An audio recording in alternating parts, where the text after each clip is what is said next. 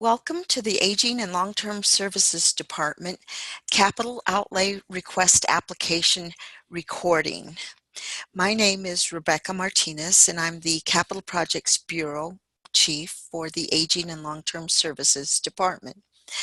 On this slide number 1, you will see my name, my email address, and my phone number, as well as the email address and phone number for Barbara Romero, who is the Capital Projects Coordinator. In addition, you will see the Aging and Long-Term Services Department web link at the bottom of this page. If you don't have a copy of the guidance and the application in front of you, you might want to pause at this point and download those documents. I will be presenting today's recording utilizing these documents.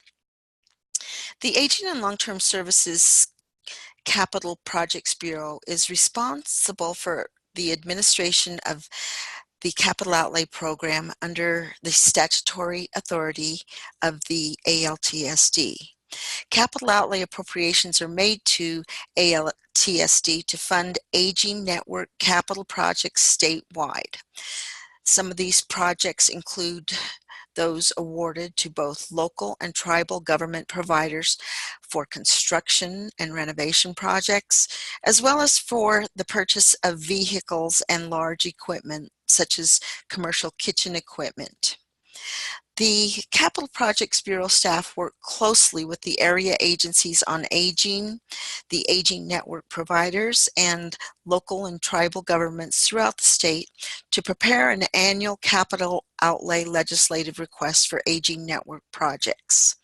We are responsible for contracting with the funded entities, and then we must also provide assurances to the Department of Finance and Administration that the local governmental entities are in compliance with federal tax laws, such as the bond disbursement rule, the Executive Order 2013-006, and as well as the anti-donation clause for the state of New Mexico.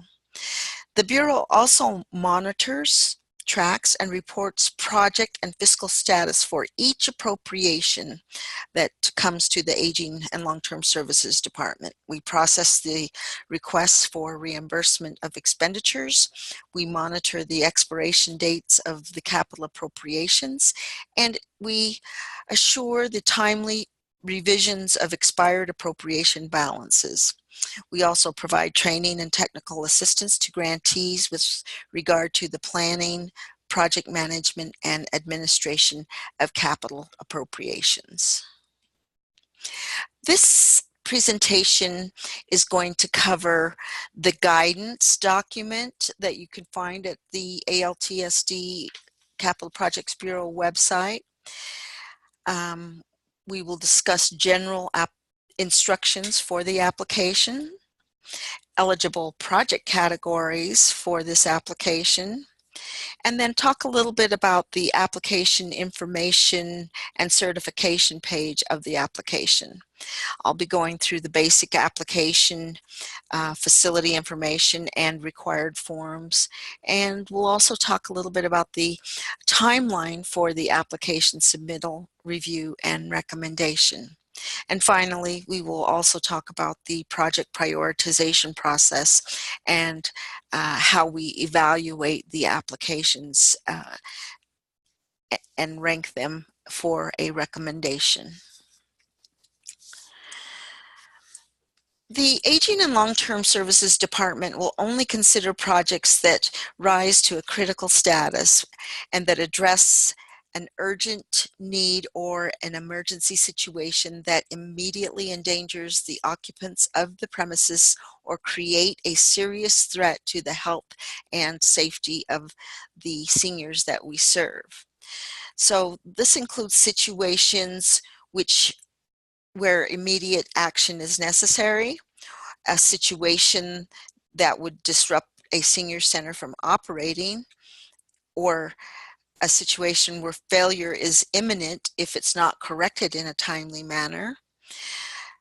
The application or the threat must be supported by a subject matter expert, and I'll talk a little bit more about that later in the presentation. The situation was not a direct cause of poor maintenance or neglect, and steps were taken to prevent, alleviate or correct the situation, and the resources required to correct the situation were unavailable. So those are all things that we take a look at when we consider eligibility of your projects. The project categories that we will be considering in this application are code compliance projects, renovation projects, meals or other equipment, and keep in mind that the equipment must be valued at $10,000 or over. We will consider vehicle projects, new construction or major addition projects, and plan and design projects. The application general instructions go into great detail on page 2 of the guidance. Please read those general instructions carefully before completing your application. The application, again, will fund and address code compliance issues or renovations, the purchase of meals equipment or other equipment, purchase and equip vehicles. We'll consider projects for construction or major addition, and plan and design projects. A $10,000 minimum has been established for projects funded from severance tax bond or general obligation projects. Larger projects are more likely to realize savings to the state and local governments, reduce future year operating expenditures, provide for completion of projects in a timely manner, and streamline state and local administrative efforts. It is highly recommended that you work with your respective area agency on aging, your advisory boards, councils of governments, and other local government officials to obtain review of your application. This collaboration will assure that the narrative sections are well written, clear, and concise. In addition, applicants must consult with their AAA to assure that adequate program dollars are available for the operation and maintenance of the program that is impacted by the proposed project. If the AAA has conducted an assessment of your senior center facility and identified a deficiency, be sure to note that the AAA has findings and can support a summary and background in your application. So all forms can be, including the fillable application, can be found at the ALTSD website, which is on your slide. You must submit an original and 2 copies of the application to the Aging and Long-Term Services Department no later than close of business on Friday, April 13th, 2018. Please also submit a copy of the application to the Area Agency on Aging for PSAs 2, 3, and 4. Please submit your applications electronically to the non-metro Area Agency on Aging, and you will find the email address for Dolores Gonzalez on page 1 of the guidance.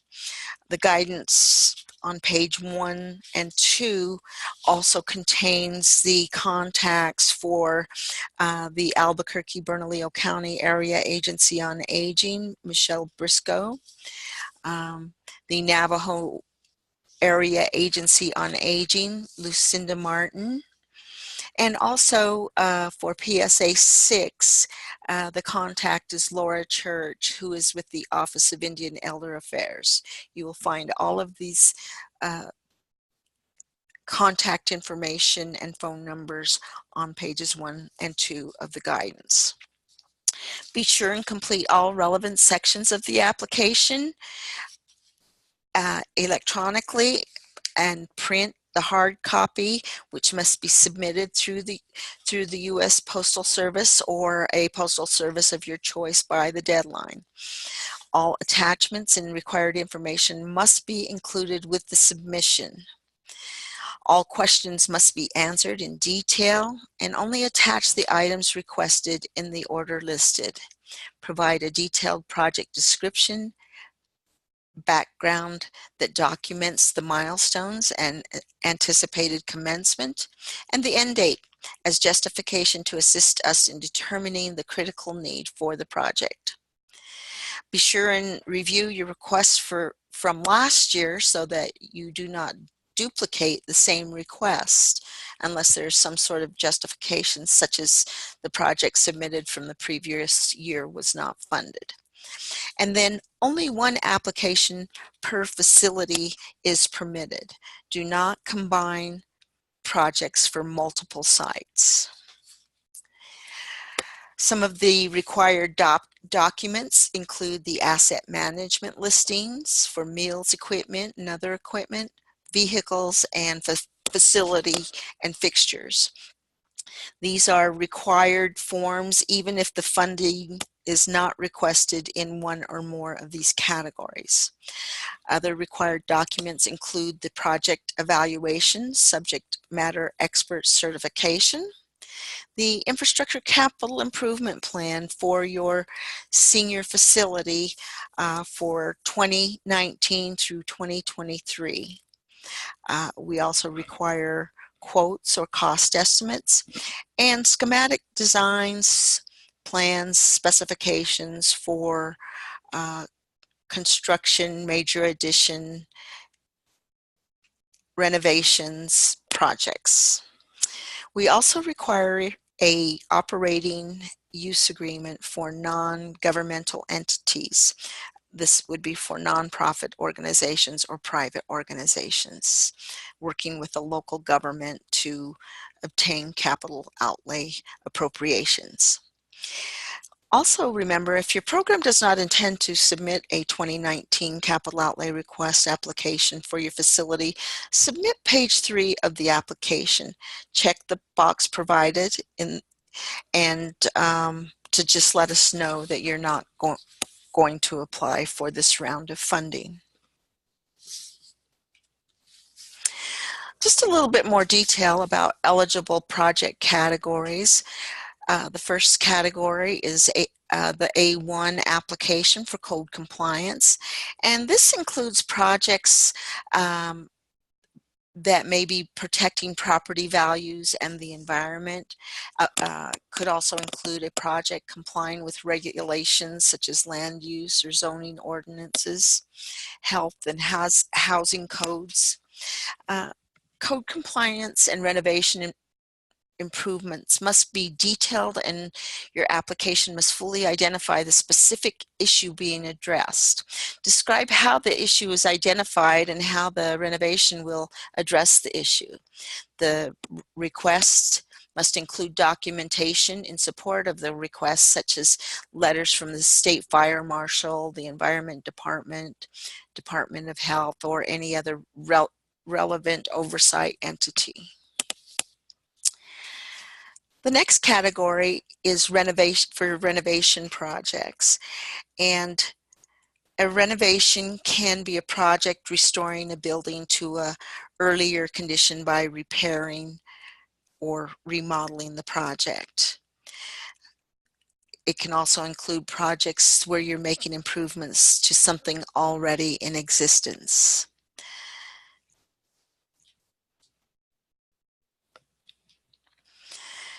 The next category is meals equipment or other equipment. In this category, the equipment must have a useful life of at least 7 to 10 years and be valued at least $10,000 or more. This could include machinery, apparatus, or any other equipment used for preparing, cooking, and serving food. Please do not include consumable supplies or other non-capital items such as pots and pans, utensils, and the like. The next category is for vehicle purchases. We will consider funding to purchase and equip vehicles for transporting people or goods, such as home-delivered meals. Keep in mind that at least 50% of the vehicles in the fleet must be accessible for persons with disabilities. And all applications must identify any requested vehicles that replace an existing vehicle on the asset management form in your packet. Vehicles that you're replacing must have over 100,000 miles and be more than 7 to 10 years old. Or if the vehicle is faulty in some way, provide documentation or proof that the vehicle requires extensive repairs and no longer meets the needs of the center. We cannot consider vehicles whose designated use is specifically for administrative purposes. New construction or major addition is another category. These types of projects we will consider building a new structure, increasing the size of the structure by more than 35% of its footprint. If you intend on including demolition as part of the cost, it must be noted in order to include in the language of the appropriation. And then finally, we will consider plan and design projects. And the definition of a plan is a blueprint or drawing made to scale to show the look and function of or working of a building or other object before it is made. Typically, we like to see applicants come in for plan and design projects in odd number years when we're using severance tax bond funding to fund projects, and then we encourage applicants to come in even numbered years during general obligation bond funded years to apply for construction of the facilities. For more information on how to submit a successful application, please reference the web link at the top of this slides. Slides number 13 through 19 will detail on how the applicant can better be prepared to get ready to submit the application. It will discuss what you will need to begin the process, and it also gives many pointers on who should be involved, who should comprise your project development team, fact gatherers that you can bring on board and recruit to help with the application process, and then an action team concept.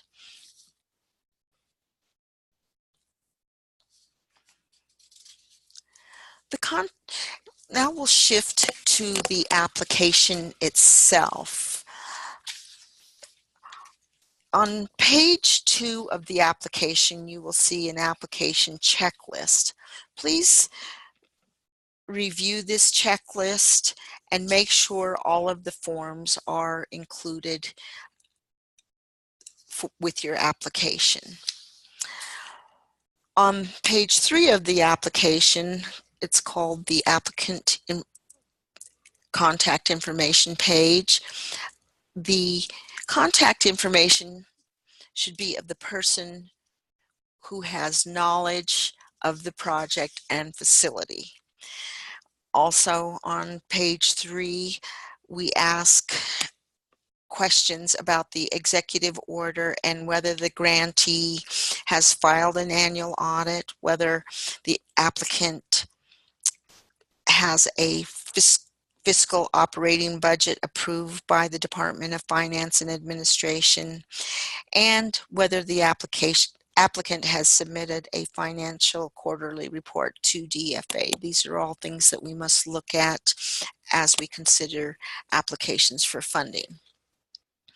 The page 3 also asks that you submit a copy of the infrastructure capital improvement plan for your senior facility and indicate whether it's attached or not.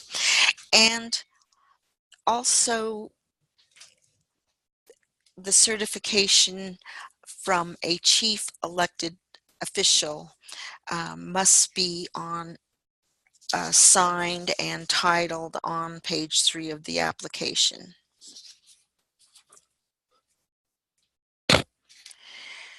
Page 4 is the basic application that gives us information about the facility. We ask questions about the ownership of the facility, the condition of the facility, the operation and maintenance and staffing requirements of your facility. We're also very interested to see the types and number of participants served at your facility. We ask questions about the capital assets in your facility, as well as funding sources and leverage that you have towards the project.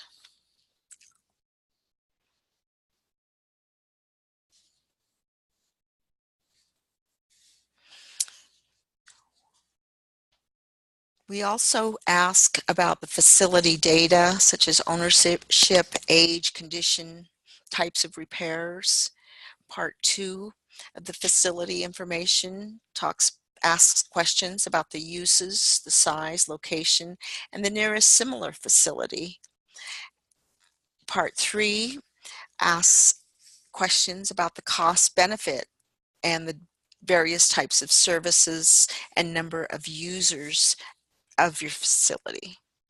And then part 4 asks questions about the operating and maintenance of your facility. These are all very important questions that must be factored into your request to assure that the state is funding a viable project. Again, required forms include the application certification on page 3 that must be properly certified by a chief official of your municipality or the county. The asset management listings for facilities, mills, or other equipment and vehicles. Another required form is a project evaluation form completed by a subject matter expert. This means that if you are applying for an electric renovation project or code compliance improvement project, that we would like to see the projects properly certified by a subject matter expert, such as a electric contractor, an engineer, someone of that, an expert of that type. We also want to see quotes and cost estimates and schematic designs if you're submitting an application for construction or a renovation project. Again, that infrastructure capital improvement plan for your senior facility, and then operating and use agreements. This is a sample of the asset management listing, which can also be found at the website that is noted at the top of this page. Please download these forms and fill them out. For example, if you have a 6-burner gas range with a broiler, go ahead and give us the purchase date, the amount, serial number, and give us some more information about the condition of that facility. You may delete any other items in that stove category if you don't have any of those. This is a list for you to put together, documenting the capital asset equipment in your facility.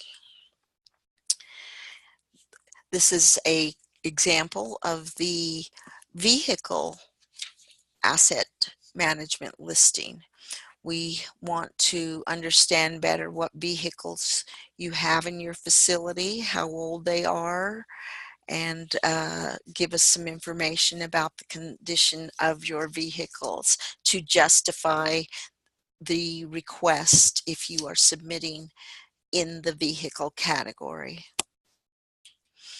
And then also here is an example of the facility asset management listing.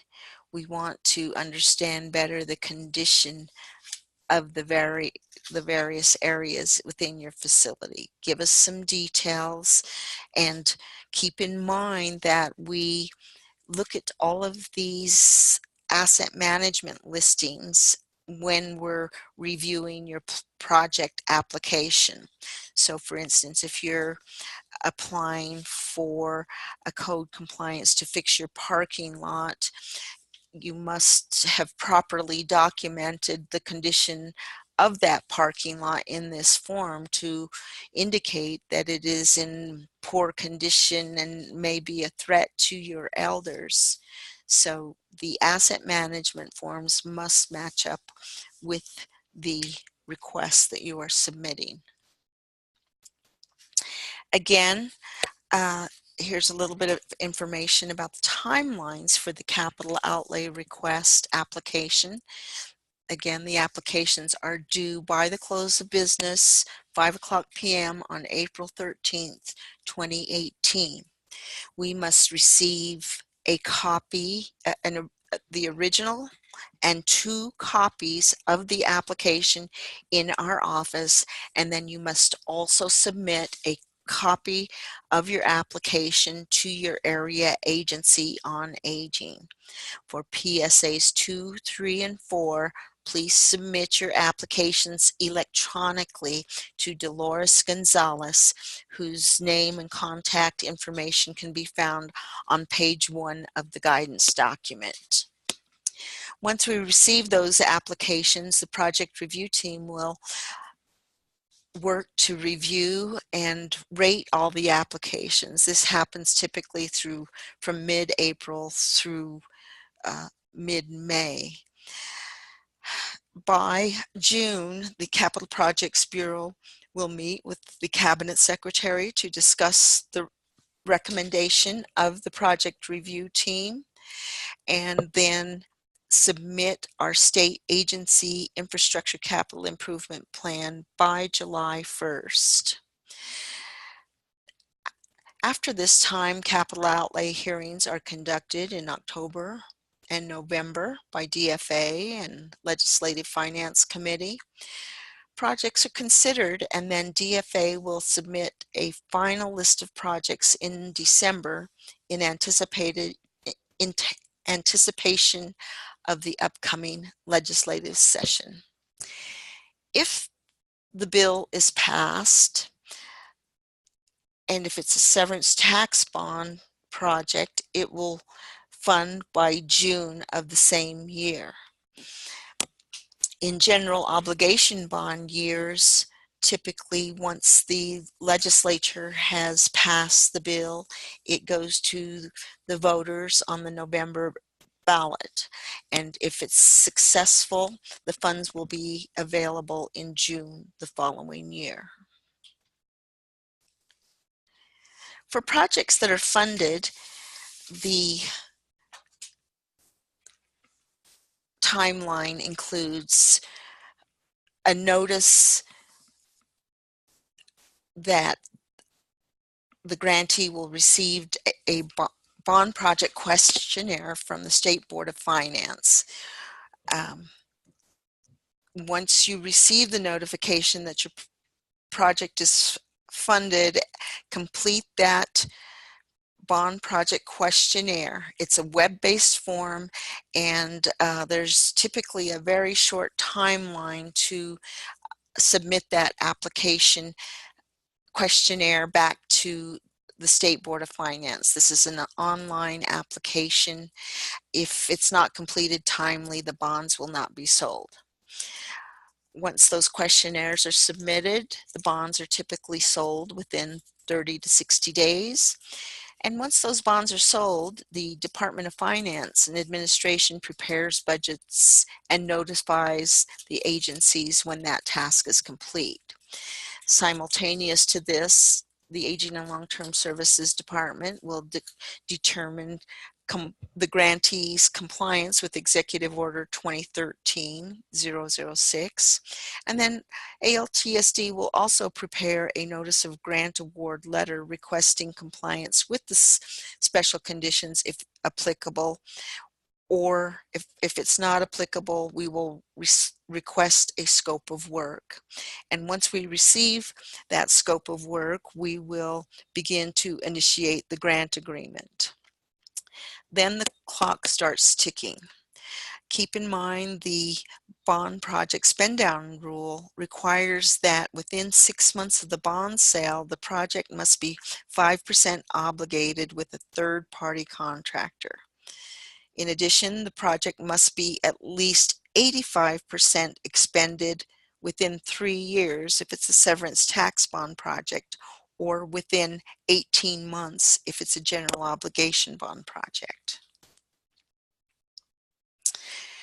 And finally, just a little bit about the project prioritization system and the criteria that is used for evaluating projects. On page 6 of the guidance, there is a detailed description on the project prioritization process. Again, in this process, we will look at whether your application has properly been certified by the governmental entity serving as the fiscal agent. We examine the executive order requirements. We take a look at whether an operating and use agreement is required if the project is benefiting a nonprofit provider. We also take a look at the infrastructure capital improvement plan and whether you have your project listed as one of the top 5 priorities in the ICIP, and then the asset management listings for vehicles, equipment, and the facilities. The next section of our project prioritization system is we look at criteria. The first criteria is the application narrative summary and background. We review the application to make sure you've provided a clear and concise project summary and narrative background. Have you told the story about the project? Have you fully explained the need and especially the critical need for that project? This criterion is worth 10 points. The next area that we look at is the criticality of need. We take a look at whether the applicant has provided a compelling explanation as to how the project will eliminate a risk, hazard to public health, or the safety that immediately endangers occupants of a premises that require corrective action. Is the project urgent? Is the project unavoidable? We also look at whether the proposed project was evaluated by a subject matter expert who clearly documented the criticality of the need for the project, and was a copy of this evaluation provided in the application. In this criterion, we also look at whether the proposed project is a code compliance issue that addresses an emergency situation. And then finally, in this criterion, does the applicant quantitatively document the outcome of not receiving this funding, and is justification provided that the intended corrective action proposed is considered critical, urgent, or unavoidable? Again, this criticality of need is 40 points, so you can see this is a heavily weighted category, and it's important that you really answer the questions directly to the point and provide that justification. The next criteria is funding. And this criterion is worth 20 points. We take a look at whether the applicant has described in the application any leverage to the project, either with local funding, federal funding, or other sources, so that the project is fully funded. We also look at whether the project budget provided specific information on the sources of funding for the matching funds and the effective date of those matching funds. And also we take a look in the application whether the requested funds will complete a fully functional phase of the project or complete a project previously funded by a legislative appropriation. The next criterion is readiness to proceed. In your application, we ask very specific questions to support this criterion. We take a look at whether the project is realistic and is substantiated by a subject matter expert evaluation. Does the applicant provide the mandatory quotes or cost estimates for the proposed project? Does the implying entity describe how the operating and maintenance costs will be provided for upon completion of the project? And then does the applicant indicate a potential cost savings by the implementation of the proposed project? The readiness to proceed criterion category is worth 20 points. And then there are questions in the application about project oversight, which is the fifth category in our project prioritization system. We want to take a look at and assure that there are oversight mechanisms built into the project that would ensure timely construction and completion of the project. And this is worth 20 points. And then finally, project management is another area that we look at. This is worth 20 points. And in this category, we examine whether the applicant is properly being accountable for current capital outlay projects that are being administered by the grantee. We take a look at whether current projects are being timely reported into the capital projects monitoring system. Does the applicant submit timely requests for payment for capital projects that they are currently managing? And finally, we also take a look at whether the applicant is adhering to spend down requirements of 5% encumbered or 85% expended within 3 years. So these are project management issues with current capital outlay projects that the grantee may have in place. The application may be deemed ineligible if it's not properly signed by a chief elected official, if the application doesn't include all of the mandatory forms, your application could be disqualified. If you do not provide the mandatory quotes and cost estimates to validate and substantiate your requests, your application could be deemed ineligible. And if you don't provide sufficient justification about the critical need of the project, it could also be deemed ineligible. And then also, if you're a nonprofit organization and don't have a use agreement with the local government, that would also be a reason that the project could be deemed ineligible. Here is my contact information once again, along with my phone number and my email address, as well as the contact information for Barbara Romero. You may contact us at any time if you have any questions regarding this application process. Good luck, and we hope to hear from you if you have any questions. Thank you.